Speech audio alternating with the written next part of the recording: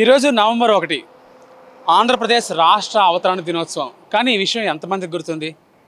సామాన్య ప్రజల మాట అటుంచితే మనల్ని పాలించే ప్రభుత్వాలకు ఈ విషయం గుర్తుందా అనే అనుమానం అయితే అప్పటి తరం వారిలో ఇప్పటికీ ఇంకా మనసులో దొలిచేస్తుంది.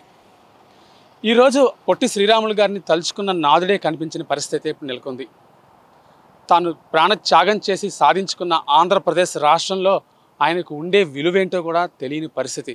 ఇక భావితరాలకు మన రాష్ట్ర అవతరణ దినోత్సవం గొప్పతనాన్ని ఏమని చెప్పగలం? ఇదే నేపథ్యంలో విశాఖలోని బీచ్ రోడ్లో కొలువైన పొట్టి శ్రీరాములు తాలూకా విగ్రహాన్ని మనం చూస్తున్నాం. ఇది ఎవరికి పట్టనట్టుగా ఇక్కడ మనకి కనిపిస్తోంది. అయితే మన భాష అభివృద్ధి కోసం, భాషా వికాసం కోసం పోరాటం చేస్తున్న తెలుగుదండు సూరిగారిగా పిలువబడే సూరిగారు పరావస్తు సూరిగారి మనవడు సూరిగారు మనతో ఉన్నారు. ఆయన అడిగి మనుషులు తెస్తున్నాం. నమస్కారం సార్.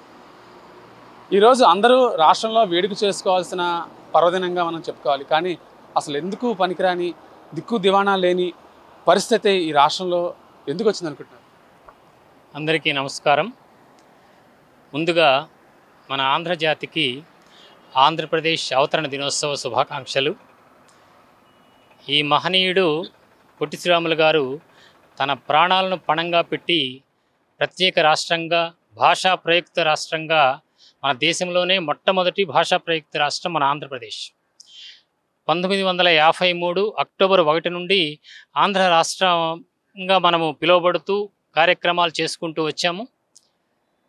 తరువాత ఉమ్మడి ఆంధ్రప్రదేశ్గా, అంటే హైదరాబాదును కూడా కలుపుకొని ఉమ్మడి ఆంధ్రప్రదేశ్గా ఏర్పడి 1956 నవంబర్ 1 నుండి ఆంధ్రప్రదేశ్ అవతరణ దినోత్సవాన్ని మనము నిరాటంకంగా చేసుకుంటూ వచ్చాం దశాబ్దాలుగా.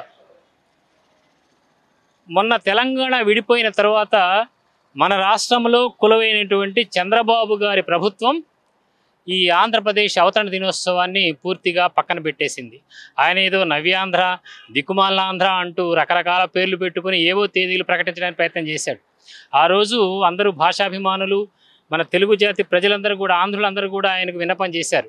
అయ్యా, ఆంధ్రప్రదేశ్ నుంచి తెలంగాణ విడిపోయిందే కానీ తెలంగాణ నుంచి ఆంధ్రప్రదేశ్ విడిపోలేదు. పాలు తాగే పసిబిడ్డని అడిగినా చెప్తారు, మీరు పెద్ద విజనరీ కదా, ఆ మాత్రం మీకు అవగాహన లేకపోతే ఎలాగా అని. కానీ అధికార మదంతో ఆయన 2014 నుండి 2019 వరకు ఆంధ్రప్రదేశ్ అవతరణ దినోత్సవాలను జరపలేదు. తర్వాత మన తెలుగు భాషకు పట్టుగొమ్మైనటువంటి కాస్త కోస్త భాషను కాపాడుతున్నటువంటి అధికార భాషా సంఘాన్ని కూడా ఆయన విస్మరించేశాడు. అధికార భాషా సంఘాన్ని కూడా ఏర్పాటు చేయలేదు. ఏవో దిక్కుమాలిన సంఘాలు, దిక్కుమాలిన అకాడమీలు పెట్టాడే కానీ అధికార భాషా సంఘాన్ని మాత్రం పక్కన పెట్టేస్తే ఆ రోజు 2019లో మరలా ఆంధ్రులందరూ హామ్ ఫట్ అన్నారు. అధికారికంగా పతనమైపోయాడు చంద్రబాబు. ఆ తర్వాత జగన్ వస్తే తెలుగు భాషను సంకనాకించాడు, అది వేరే విషయం. కానీ ఆంధ్రప్రదేశ్ అవతరణ దినోత్సవాన్ని అయితే 2019 నుంచి 2024 వరకు కూడా ఆయన చేశాడు. ఏ మాటకు ఆ మాటే చెప్పుకోవాలి మనం. తర్వాత భాషకు నష్టం కలిగిస్తున్నాడు కదా ఈ దుర్మార్గుడు అని జగన్ గారిని పక్కన పెడితే ఈ ఆంధ్రజాతి కుక్కతోక వంకర అన్నట్టుగా మళ్ళీ ఇతను అధికారంలోకి వచ్చి కేవలం తన అధికారం దక్కించుకోవడానికి కూటమి ప్రభుత్వం అంటూ జనసేనతో, బీజేపీతో పొత్తు పెట్టుకొని, సరే మీ రాజకీయ ఎత్తుగడలు, మీ సావులేవో మీరు చావండి, అవి మాకు అవసరం లేదు కూడా రాజకీయాల గురించి. ఆంధ్రప్రదేశ్ అవతరణ దినోత్సవాన్ని నవంబర్ 1 జరపడానికి మీకేమి మాయరోగమని ఈ సందర్భంగా మేము ప్రశ్నిస్తున్నాం. దీనికి ఏమీ పెద్ద నిధులు అవసరం లేదు, లేకపోతే మీరు పెట్టేటువంటి దిక్కుమాల ఖర్చులేని దీనికి అవసరం లేదు కదా. ప్రతి జిల్లాలో ఆ కలెక్టర్ గారి కార్యాలయంలో ఒక తెలుగు తల్లి, ఒక పొట్టి శ్రీరాములు గారి బొమ్మ పెట్టి ఒక దండ వేసి 4 పూలు వేస్తే మీ సొమ్మేం పోయింది? ఆంధ్రప్రదేశ్ అవతరణ దినోత్సవం ఆంధ్రప్రదేశ్ రాష్ట్రానికి ఏమన్నా మీ తాతగారు, మీ ముత్తాతగారు ఏమన్నా సంపాదించి పెట్టిందా? ఈ జాతికి ప్రాణాలు అర్పించి ఆ మహానుభావుడు దిక్కుమాల సాగు చచ్చాడు. 58 రోజులు నిరాహార దీక్ష చేసి, ఆమరణ నిరాహార దీక్ష చేసి, అంత కష్టాలు పడి మన పూర్వులు సంపాదించుకున్నటువంటి ఒక భాషా ప్రయుక్త రాష్ట్రాన్ని ఈరోజు మీరు సర్వనాశనం చేయడానికి కంకణం కట్టుకున్నారు. అందుకనే మనం ఈరోజు తెలుగుదండు తరఫు నుంచి ఒక కార్యక్రమాన్ని, నిరసన కార్యక్రమాన్ని ఏర్పాటు చేశాం. కూటమి ప్రభుత్వానికి కృతజ్ఞతలు తెలియజేస్తున్నాం. ఎందుకంటే ఆంధ్రప్రదేశ్ అవతరణ దినోత్సవాన్ని నిర్వహించకుండా ఆంధ్రజాతిని అవమానించినందుకు కూటమి ప్రభుత్వమా నీకు కృతజ్ఞతలు. ఈ రాష్ట్రానికి రావాల్సినటువంటి ప్రత్యేక హోదాను పక్కన పెట్టి మీ స్వార్థ రాజకీయాల కోసము కేంద్ర ప్రభుత్వానికి అమ్ముడుపోయిన కూటమి ప్రభుత్వమా నీకు కృతజ్ఞతలు తెలియజేస్తున్నాం.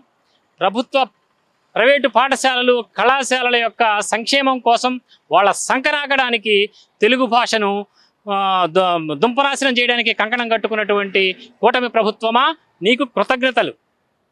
ఈరోజు నీ అనుయాయులు ఎక్కడ పడితే అక్కడ నిలువున దోచుకుంటున్నప్పటికీ వారిని సమర్థిస్తూ నీ పతనానికి నువ్వే చరమగీతం రాసుకుంటున్నటువంటి కూటమి ప్రభుత్వమా నీకు కృతజ్ఞతలు అని ఈ సందర్భంగా కూటమి ప్రభుత్వానికి మనం కృతజ్ఞతలు తెలియజేస్తున్నాం.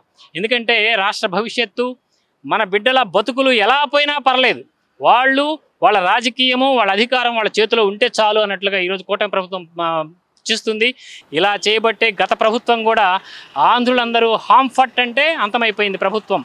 కాబట్టి ఈ సందర్భంగా మనము మన పొట్టి శ్రీరాములు గారి పాదాల దగ్గర నిలబడి ఈరోజు ప్రభుత్వాన్ని ముఖ్యంగా చంద్రబాబు గారిని అర్థిస్తున్నాం. తెలుగు భాషను కాపాడండి. మన తెలుగు నేల మీద అది ప్రభుత్వ బడైనా పైసల బడైనా కనీసము ప్రాథమిక విద్య అనేది మన బిడ్డలకు మాతృభాషలో అందాలి, తెలుగు భాషలో అందాలి. ఈ అధికార భాషా సంఘం, అధికారాలు లేని అధికార భాషా సంఘం వద్దు నాయన. మాతృభాషాభివృద్ధి ప్రాధికార సంస్థను ఏర్పాటు చేయండి. సర్వాధికారాలు సర్వసత్తా కంటే స్వతంత్ర ప్రతిపత్తి కలిగినటువంటి ఒక సంస్థను ఏర్పాటు చేయండి. మన భాషను కాపాడమని మీకు మరీ మరీ విన్నపాలు చేస్తున్నాం. ముఖ్యంగా ఆంధ్రప్రదేశ్ రాష్ట్ర అవతరణ దినోత్సవాన్ని ఒక పర్వదినంగా జరుపుకోవడం అనేది ప్రభుత్వం మర్చిపోతే ఇంకా భావితరాలకి ఈ స్ఫూర్తిని, పొట్టి శ్రీరాములు గారి స్ఫూర్తిని ఏం అందించగలం? ఈరోజు ఈ ప్రభుత్వాల పరిస్థితి ఎలా ఉంది అంటే రాష్ట్ర భవిష్యత్తు వాళ్ళకి సంబంధం లేదు, మన జాతి చరిత్ర వాళ్ళకి అవసరం లేదు. కేవలము రాజకీయం రాజకీయం రాజకీయం. వాళ్ళకి అధికారం మీద ఉన్నటువంటి యావ మన భవిష్యత్తు మీద, మన రాష్ట్ర ప్రజల భవిష్యత్తు మీద కానీ మన చరిత్ర మీద కానీ వాళ్ళకి ఎటువంటి ఖాతరీ లేదు. అది మనం చూస్తూనే ఉన్నాం. కాకపోతే అందులో ప్రజలుగా మనం కూడా కొంత భాగస్వాములం అయ్యాం. ఈ ఆంగ్ల మాధ్యమం వేలం వెరిలో పడిపోయి ఎప్పుడైతే ఈ ప్రభుత్వాన్ని మనం నిలదీసి ప్రశ్నించకపోతున్నామో ఈరోజు వాళ్ళు కనీసం మన ఆంధ్రప్రదేశ్ అవతరణ దినోత్సవాన్ని కూడా పక్కన పెట్టి అరే పేదవాడు కూడా తన పుట్టినరోజు జరుపుకుంటాడే శక్తి మేరకు ఇంత చరిత్ర కలిగినటువంటి ఇటువంటి మహనీయులందరూ ప్రాణత్యాగాలు చేసి సాధించుకున్నటువంటి ఆంధ్రప్రదేశ్ను అవతరణ దినోత్సవాన్ని జరపడానికి మీకు తాహతు లేదా? సిగ్గుండాలి, సిగ్గుండాలి, సిగ్గుండాలి ప్రభుత్వానికి. ఇంతకంటే ఏం చెప్పగలం? మనం రేపు 10వ తేదీ నుండి సత్యాగ్రహాన్ని కూర్చుంటున్నాం. ఇప్పుడు సంవత్సరం రోజులుగా ప్రభుత్వంతో మనం చర్చలు జరుపుతూనే ఉన్నాం. తెలుగు భాషను కాపాడమని వాళ్ళ కాళ్ళు గడుపులు పట్టుకొని వేడుకుంటున్నాం. కానీ అది ఏమీ అడవిలో అయ్యన్నట్టు అయిపోయింది పరిస్థితి. అందుకని రేపు 10వ తేదీ సిపి బ్రౌన్ గారి జన్మదినం. ఆ మహనీయుడు కూడా ఆంగ్లేయుడై ఉండి కూడా తెలుగు సూర్యుడిగా వెలిగినటువంటి మహనీయుడు. ఈరోజు మనం శతక పద్యాలు చదువుకుంటున్నామంటే ఆయన పెట్టిన భిక్ష. ఈరోజు మన ప్రబంధాలు ఏది మన ఆముక్త మాల్యద కావచ్చు, మను చరిత్ర, వసు చరిత్ర, ఈ ప్రబంధాలన్నీ మనం చదువుకుంటున్నామంటే ఆయన పెట్టిన భిక్షే.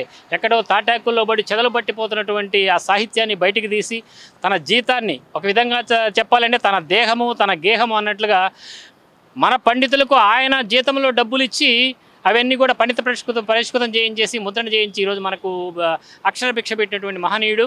ఆయన జన్మదినాన్ని పురస్కరించుకొని నవంబర్ 10వ తేదీ నుండి మనము నిరసన దీక్షకు సత్యాగ్రహానికి కూర్చుంటున్నాం. తెలుగు జాతికి ఒక విన్నపం, ఈ ప్రభుత్వాలు మన జాతిని, మన భాషను, మన బతుకులను కాపాడవు. మనం పోరాటం చేసి మాత్రమే దక్కించుకోవాలి. కాబట్టి మీ అందరి మద్దతు కావాలని పదే ప్రార్థిస్తూ ధన్యవాదాలు. ఇది ముఖ్యంగా ఆంధ్రప్రదేశ్ రాష్ట్ర అవతరణ కోసం సర్వస్వం అర్పించిన మహనీయుల్ని మర్చిపోవడం అనేది చరిత్రలో క్షమించరాని నేరంగా సూరి గారు చెబుతున్న పరిస్థితి ఉంది. ఇలా అయితే భావితరాలకు మన చరిత్ర, సంస్కృతి, స్వభావాల్ని, పోరాట స్ఫూర్తిని ఏమి అందించగలమనే ఒక గట్టి ప్రశ్న అయితే ఇక్కడ నుంచి వినిపిస్తోంది. వీడియో జర్నలిస్ట్ సూర్యతో Murthy, VBC on TV, Visakhapatnam.